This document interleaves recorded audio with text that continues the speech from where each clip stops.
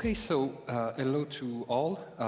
Thank you so much for the invitation. I'm extremely happy to participate in this important event, which is a first, although I couldn't be with you.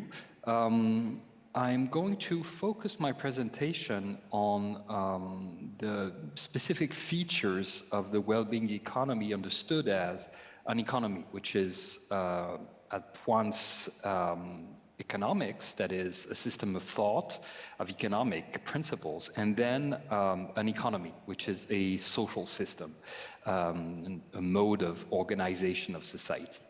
So the way I'm going to do this, I'm going to share my screen. And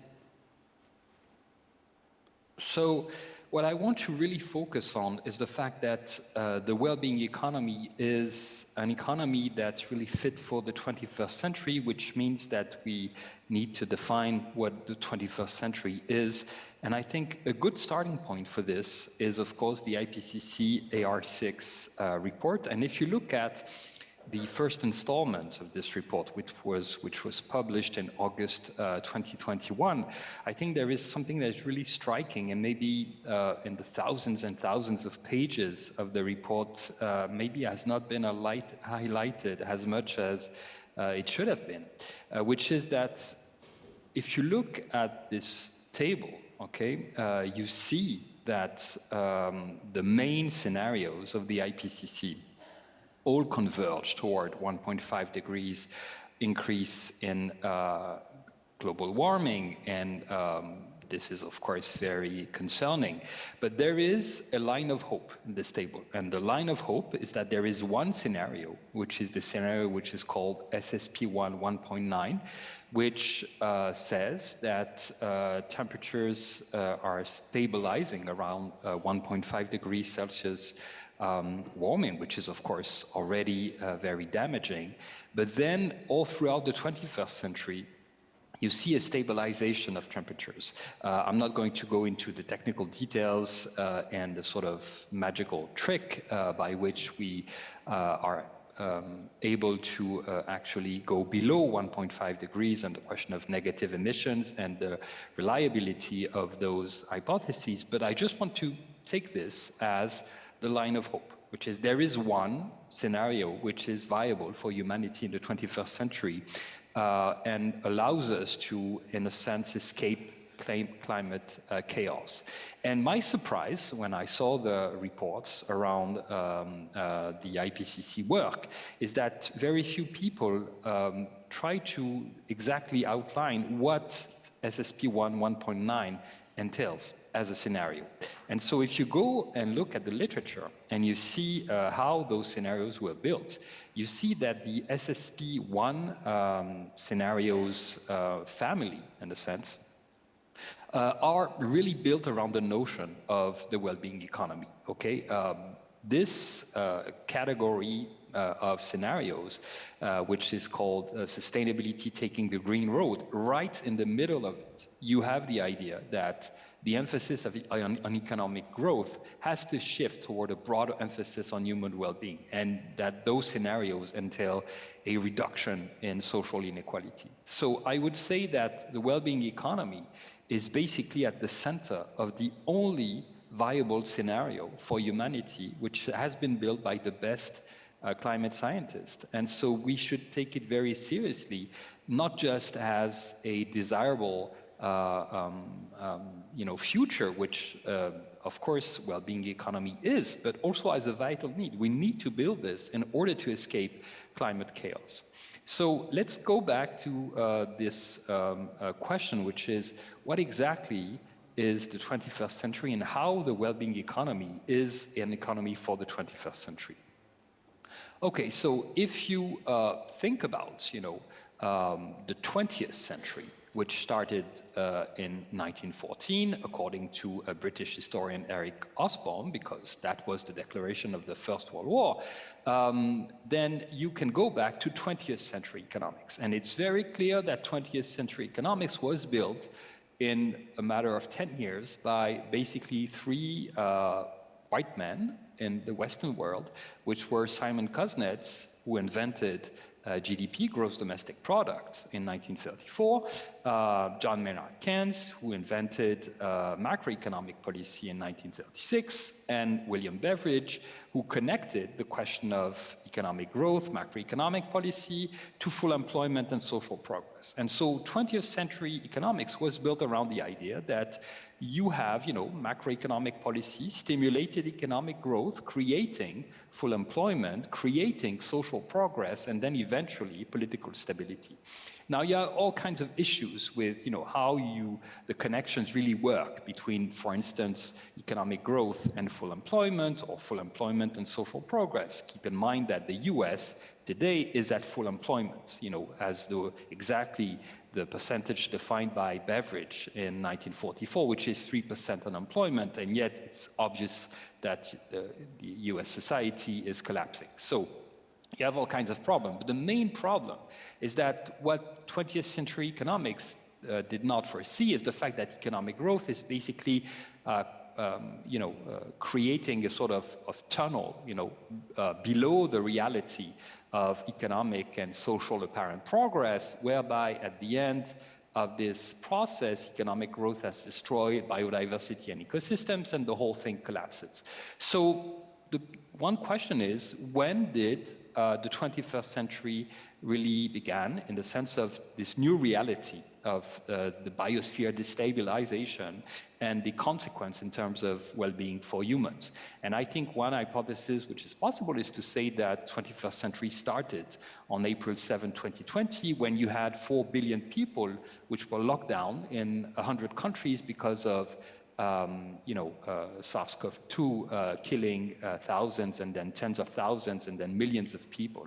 And so at that moment, because of biosphere destabilization, we lost what we have, which is the dearest to us, which is our social links. And so this was a crisis of a new type, a social ecological crisis, because we neglected our natural links. We basically lost our social bonds. And if you take 2020, you really have, what 20th century economics is doing to the biosphere. Basically, the current economic system is destroying life on Earth and destroying human health. So you have, 9 million people dead from COVID. Probably at this point, we have 25 million people dead by COVID, because over-mortality has told us that death by COVID is actually greater than, registered death by COVID. You have a very strong degradation of mental health. You have death by pollution, air pollution, water pollution, extreme temperatures. So we are seeing very clearly, the tangible destruction of life and human health by the current economic system built on those notions of the 20th century economics. So, and of course, you see also the question of inequality playing very clearly in this process. That is, that in terms of exposure and sensitivity, people don't, die randomly. Of course, the most vulnerable, the most fragile, you have social inequality, which is factored in this destruction of human health. And so economics and an economy for the 21st century shouldn't be, built around the macroeconomic notion of flows of income between firms and households and the state. It should be really embedded in two realities, which is, on the one hand, biophysics laws, and on the other hand, justice principles. And so an economy for the 21st century and economics for the 21st century should be built around the notion of ecological economics, flow of materials, waste, energy, biodiversity, ecosystems.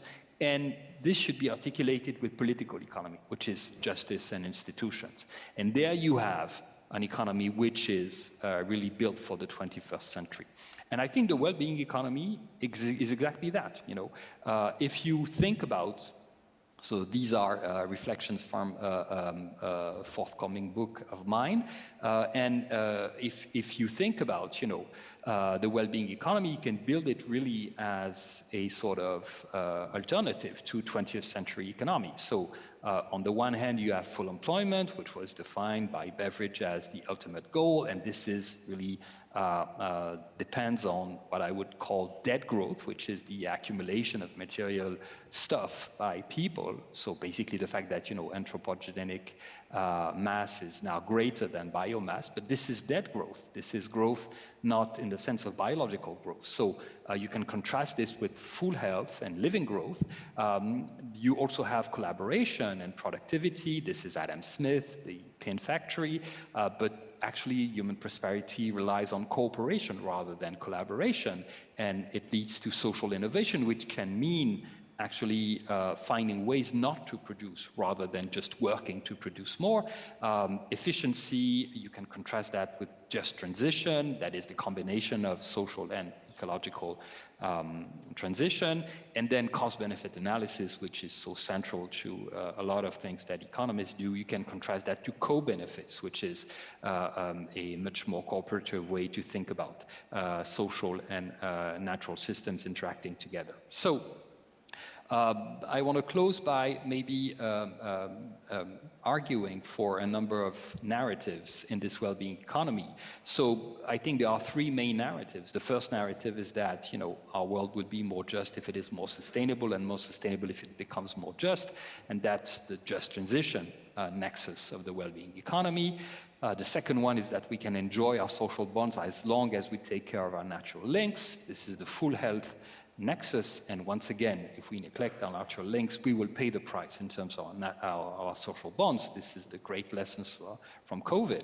And then finally, social cooperation is a force for social innovation at the surface of ecological interdependence, and that would be social ecological regeneration. And so to close, I would like just to show you how it looks like when you are trying to articulate cooperation, planetary health, and justice in this sort of model of well-being economy. So I think the well-being economy has a great future ahead of itself, as long as we are clear about, how exactly it is an economy as a social system, but also how it fits into economic thinking, and so how it is also a complete regeneration of economics as a way to think about social cooperation.